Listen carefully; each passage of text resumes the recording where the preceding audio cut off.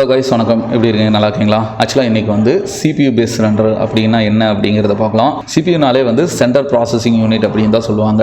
இந்த central processing யூனிட்டை base பண்ணி ரெண்டர் எடுக்கும்போது உங்களுக்கு அக்யூரேட்டாக வந்து ரெண்டர் வரும். அதே மாதிரி கிளாரிட்டியாகவும் இருக்கும். இது இல்லாமல் இது பார்த்தீங்கன்னா கோர் பேஸ் பண்ணி வரதுனால ப்ராசஸரை பேஸ் பண்ணி தான் வந்து ரெண்டரிங்கே போகும். ப்ராசஸர் பேஸ் பண்ணி வரும்போது உங்களுக்கு வந்து ரேம் ப்ளஸ் ஸ்பேஸ் வந்து அதை எடுத்துக்கும். குறிப்பாக 3D மாடல் ரெண்டரிங்கெல்லாம் எடுக்கும்போது நம்ம வந்து CPU ரெண்டர் வந்து யூஸ் பண்ணுறோம் அப்படின்னு நினச்சிட்டிங்கன்னா CPU ரெண்டரில் வந்து ரொம்பவுமே அக்யூரேட்டாக வரும். பட் ஃபாஸ்ட் வந்து அந்த அளவுக்கு இருக்காது, கொஞ்சம் ஸ்லோவாக தான் வந்து ரெண்டர் டைமிங் வந்து எடுத்துக்கும். இப்போ நம்ம சீனில் பார்த்தீங்கன்னா ஒரு இன்டீரியர் வந்து வச்சுருக்கேன். இப்போ இந்த இன்டீரியரில் ரெண்டரர் அப்படின்னு போயிட்டோன்னா நம்ம வந்து இந்த இடத்துல CPU GPU அப்படின்னு ரெண்டனா இருக்கும். இதில் CPU ரெண்டர் மட்டும் தான் நம்ம வந்து செட் பண்ண போகிறோம். ரெண்டர் செட்டப்பில் வீரே அப்படிங்கிற ஒரு செக்ஷனுக்குள்ளே போயிடலாம். இந்த வீரே செக்ஷனில் முக்கியமானது பார்த்தீங்கன்னா இமேஜ் சாம்பிளர் அப்படின்னு சொல்லுவோம். இந்த இமேஜ் சாம்பிளரில் வந்து ரெண்டு விஷயம் கொடுத்துருக்காங்க. பக்கெட், ப்ரோக்ரஸிவ் அப்படிங்கிறது. இந்த பக்கெட் அப்படிங்கிறது பார்த்தீங்கன்னா ஒரு ரெண்டரிங் நான் இந்த சீன் போட்டு விடுறேன்னா 100% கம்ப்ளீட் ஆனால் மட்டும்தான் எனக்கு வந்து அவுட்புட்டை நம்மளால எடுக்க முடியும். ஆனால் இந்த ப்ரோக்ரஸிவ் அப்படிங்கிறது பார்த்தீங்கன்னா அப்படி கிடையாது. இது பாஸ் பை பாஸாக தான் வந்து ஒர்க் ஆகும். இப்போ ஃபார் எக்ஸாம்பிள் ஒரு 50 பாஸ் வந்து ஃபுல்லாக கம்ப்ளீட் ஆகிறதுக்கு டைம் எடுத்துக்குது அப்படின்னா நம்மளுக்கு வந்து ஒரு 15 பாஸ் கம்ப்ளீட் ஆகும்போதே ஓரளவுக்கு கிளாரிட்டி நல்லா இருக்கு அப்படின்னா நீங்கள் அந்த இடத்துல கட் பண்ணிக்க முடியும். பக்கெட் வந்து அப்படி நம்மளால வந்து கட் பண்ணிக்க முடியாது. இப்போ நான் ப்ரோக்ரஸிவ் அப்படிங்கிறது மாதிரி கொடுத்துறேன். ப்ரோக்ரஸிவ் கொடுக்கும்போது அந்த நாய்ஸ் வந்து எனக்கு கம்மியாகணும்ல, அதுக்கு என்ன பண்ணுறதுன்னா CPU ரெண்டரில் வந்து டீநாய்சர் வந்து ஒர்க் ஆகாது. ஓகேங்களா? டீநாய்சிங் அப்படிங்கிறது பார்த்தீங்கன்னா GPU பேஸ் பண்ணி தான் வந்து ஒர்க் ஆகும். ஏன்னா GPU வந்து ஃபாஸ்ட் ரெண்டர் இன்ஜின் வந்து ரொம்பவே வந்து ஸ்பீடாக வந்து ஒர்க் ஆகும். அந்த டைமில் உங்களுக்கு டீநாய்சிங் எடுத்துக்கும். ஆனால் GPU ரெண்டர் வந்து ப்ராசஸர் பேஸ் பண்ணி வர்றதுனால உங்களுக்கு டீநாய்சிங் வந்து எடுத்துக்காது. சப்போஸ் அந்த நாய்ஸை வந்து கம்மி பண்ணுறதுக்கு தான் நம்ம இந்த இடத்துல இப்போ வந்து ப்ரோக்ரஸிவ் இமேஜ் சாம்பிளர் அப்படின்னு ஒன்று இருக்குது பார்த்தீங்களா, அதில் வந்து நாய்ஸ் த்ரெஷோல்ட் அப்படிங்கிற ஒரு வேல்யூ இருக்குது. இந்த வேல்யூவை நான் இருக்கிறது லோயஸ்ட் வேல்யூ எப்படி வைக்கிறேனோ அதுக்கேற்ற மாதிரி வந்து நம்மளுக்கு கம்மியாகும். இப்போ 0.01 அப்படின்னா நாய்ஸ் வந்து கண்டிப்பாக இருக்கும். 0.001 அப்படிங்கும்போது இருக்கிறதுல லோயஸ்ட் வேல்யூ போயிடுச்சு. இந்த இடத்துல போகும்போது உங்களுக்கு நாய்ஸ் வந்து வராது. பட் 0.01க்கும் 0.01க்கு என்ன வித்தியாசம் அப்படின்னு பார்த்தீங்கன்னா 0.01 அப்படிங்கும்போது உங்களுக்கு ரெண்டர் டைம் வந்து கம்மியாகும். ஓகேங்களா? ஏன்னா CPU ரெண்டர்னாலே ரெண்டர் டைம் வந்து அதிகமாகும் தானே சொன்னேன். ஒரு மணி நேரத்தில் ரெண்டர் ஆகிறது பார்த்தீங்கன்னா 0.001 அப்படின்னு இருந்துச்சுன்னா கண்டிப்பாக ஒரு 2 மணி நேரம் 3 மணி நேரம் ஆகும். ஓகேங்களா? அப்படின்னா நான் 0.001 அப்படிங்கிறது வந்து எனக்கு 3 மணி நேரம் ஆகுதுங்கிறதுனால டைமை குறைக்கணும்னா 0.01 அப்படின்னு நான் வைக்கிறேன். அப்படின்னா டைம் வந்து கம்மியாயிருச்சு.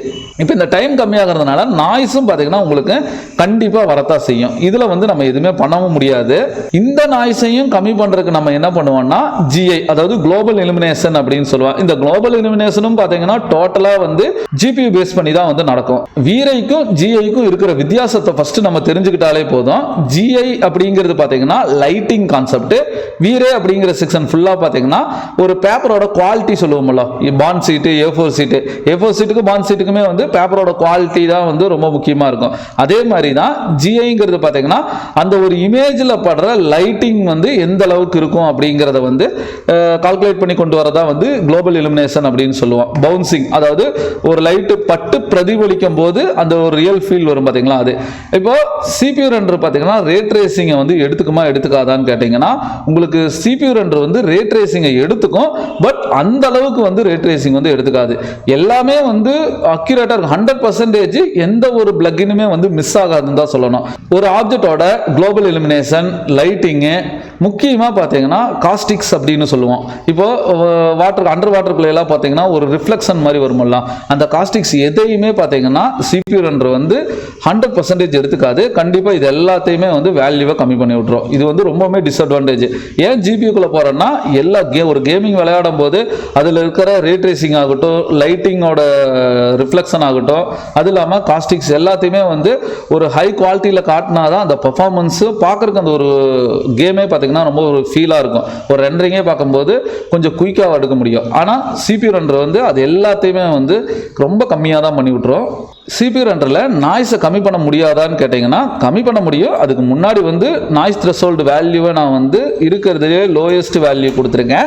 செகண்ட் திங் பார்த்தீங்கன்னா GI அப்படிங்கிறதுல வந்தீங்கன்னா லைட் கேட்ச் அப்படிங்கிற செகண்டரி இன்ஜின் இருக்கும். இதில் வந்து இங்கே இருக்குது பார்த்தீங்களா சப் டிவிஷன் அப்படிங்கிறது. நீங்கள் என்ன அவுட்புட் சைஸ் வச்சுருக்கீங்க அப்படிங்கிறத ஃபஸ்ட்டு பாருங்கள். இப்போ வந்து நான் ஃபுல் ஹெச்டி சைஸ் வைக்கிறேன்னு வச்சுக்கோங்க, ஹெச்டி டிவியில் ஃபுல் ஹெச்டி சைஸ் வைக்கிறேன்னா ஃபுல் ஹெச்டி சைஸோட ஓவரால் சைஸ் என்ன, அதாவது அதிகபட்ச சைஸ் என்னன்னு பார்த்தீங்கன்னா 1920 தான். அதை ரவுண்ட் ஆஃப் வேல்யூவாக பண்ணுங்க. ஒரு 2000 அப்படிங்கிற மாதிரி நான் ரவுண்ட் ஆஃப் வேல்யூ மாதிரி கொண்டு வரலாமா அப்படின்னா அந்த 2000 மட்டும் நீங்கள் இங்கே இன்க்ரீஸ் பண்ணலாம். இப்போ ஓவராலாகவே பார்த்தீங்கன்னா 3000 தான் எண்டிங்கு, பட் 2000 வந்து அந்த இடத்துல கொண்டு வர முடியும். 2000 அப்படின்னு நான் கொண்டு வந்துட்டேன்னா ரெண்டரிங் டைம் இன்னுமே அதிகமாயிரும். ஓகேங்களா? ஏன்னா இந்த 2000 எதுக்கு கொடுக்குறேன்னா நம்ம ஓவராலாக இங்கே ஹைட் அண்ட் வித் இருக்குதுல்ல, அந்த ஹைட் அண்ட் வித்துக்குள்ள எவ்வளோ லைட்டிங் வந்து படணும் அப்படிங்கிறது தான் வந்து சப்டிவிஷன்னா நம்ம வந்து கால்குலேட் பண்ணி எடுப்போம். சாம்பிளிங் ஆஃப் சைஸ் அப்படிங்கிறது பார்த்தீங்கன்னா நாய்ஸ் த்ரெஷோல்டோட சைஸ் இருக்குதுல்ல, இங்கே என்ன வேல்யூ வச்சிருக்கீங்களோ அதே வேல்யூவை இந்த இடத்துல கொடுங்க. இப்போ இது கொடுக்கும்போது என்ன ஆகுதுன்னா, இப்போ ஒரு பேப்பரில் எந்த அளவுக்கு பெயிண்ட் வந்து ஃபுல்லாக ஃபில் ஆகணுமோ அதே மாதிரி தான் ஒரு அந்த பேப்பரில் லைட்டிங் எந்த அளவுக்கு ஃபுல்லாக ஃபில் ஆகணும் அப்படிங்கிறதையும் நம்ம சொல்கிறோம்.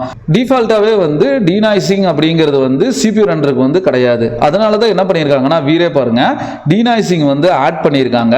அது வந்து ரெண்டர் எலிமெண்ட் அப்படிங்கிறதுல ஆட் கொடுத்துட்டீங்கன்னா வீரே டீநாய்சர் அப்படிங்கிற ஒரு ஆப்ஷன் இருக்கும். நீங்கள் CPU ரெண்டர் தான் நான் போடுறேன், எங்கிட்ட கிராஃபிக்ஸ் கார்டு வந்து கிடையாது ப்ரோ அப்படின்னு நினச்சிங்கன்னா வீரேவோட டீநாய்சரில் ஒரு ப்ரீசெட் இருக்கு.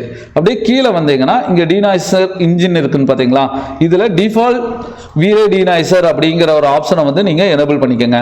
இப்போ நான் வந்து NVIDIA கார்டு வச்சிருக்கிறதுனால நான் NVIDIA வந்து ஆட் பண்ணலாம். இது வந்து GPU ரெண்டர்னா ஓகே.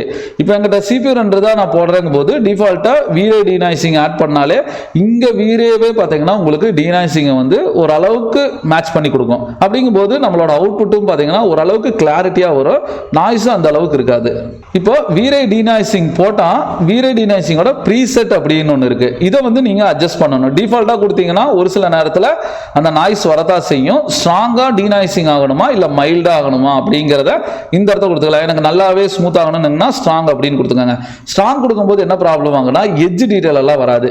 இப்போ இந்த எட்ஜ் எல்லாத்தையுமே நம்ம வந்து டீடைல் கொடுக்கணுங்கிறதுனால இன்னொரு எலிமெண்ட்டை வந்து ஆட் பண்ணுவோம். அதுதான் பார்த்தீங்கன்னா ஸ்பெக்குலார் அப்படிங்கன்னு ஒன்று இருக்கு, வீரே எக்ஸ்ட்ரா டெக் அப்படின்னு ஒன்று இருக்கு. இது ரெண்டையும் ஆட் பண்ணும்போது இதை நம்ம போஸ்ட் ப்ரொடக்ஷனில் ஃபோட்டோஷாப்பில் போய் ஸ்க்ரீனில் சேஞ்ச் பண்ணும், பிளண்டிங் மோட் சேஞ்ச் பண்ணும்போது எட்ஜ் டீடைல் வந்துடும். இது இல்லாமல் இன்னொரு விஷயம் 3ds Maxல பார்த்தீங்கன்னா டிஃபால்ட்டாக ரெண்டரர் அப்படின்னு ஒன்று இருக்கு பார்த்தீங்களா, இதில் வந்து ATR அப்படின்னு கொடுத்துருவாங்க. இந்த ATR render scale line render இது ரெண்டுமே பார்த்தீங்கன்னா CPU பேஸ் பண்ணி ரெண்டர் மட்டும்தான். இது வந்து GPU பேஸ் பண்ணி ரெண்டர் வராது. இந்த ATR அப்படிங்கிறது பார்த்தீங்கன்னா ஆட்டோ டிஸ்க் ரேட்ரைசர் அப்படின்னு சொல்லுவோம். ஸ்கேல் லைன் ரெண்டரும் பார்த்தீங்கன்னா உங்களுக்கு CPU ரெண்டர் மட்டும்தான் ஒர்க் ஆகும். அருணாலையும் பார்த்தீங்கன்னா 6.0 அந்த வெர்ஷனுக்கு மேலே இருக்கிறது பார்த்தீங்கன்னா ரெண்டுமே சப்போர்ட் பண்ணும். CPU ஒர்க் பண்ணும், GPU வந்து ஒர்க் பண்ணும். பட் இப்போதைக்கு நம்மளுக்கு அது தேவையில்லை. ஏன்னா வீரே அப்படிங்கிற ஒரு தேர்ட் பார்ட்டி பிளகின் நம்ம யூஸ் பண்ணுறதுனால ATRம் ஸ்கேல் லைனையும் வந்து ஸ்கிப் பண்ணுறது ஆல்மோஸ்ட் அது வந்து பெஸ்ட் தான். GPU ரெண்டர் வந்து ஏன் பெஸ்ட் அப்படிங்கிறத வந்து நெக்ஸ்ட் வீடியோவில் நான் அப்லோட் பண்ணுறேன். நான் அப்லோட் பண்ணுற வீடியோ கண்டினியூவாக உங்களுக்கு நோட்டிஃபிகேஷன் வரணும்னா நம்ம சேனலை சப்ஸ்கிரைப் பண்ணி ஆல் நோட்டிஃபிகேஷன் ஐக்கானை எனேபிள் பண்ணுங்கள். வாழ்க தமிழ்.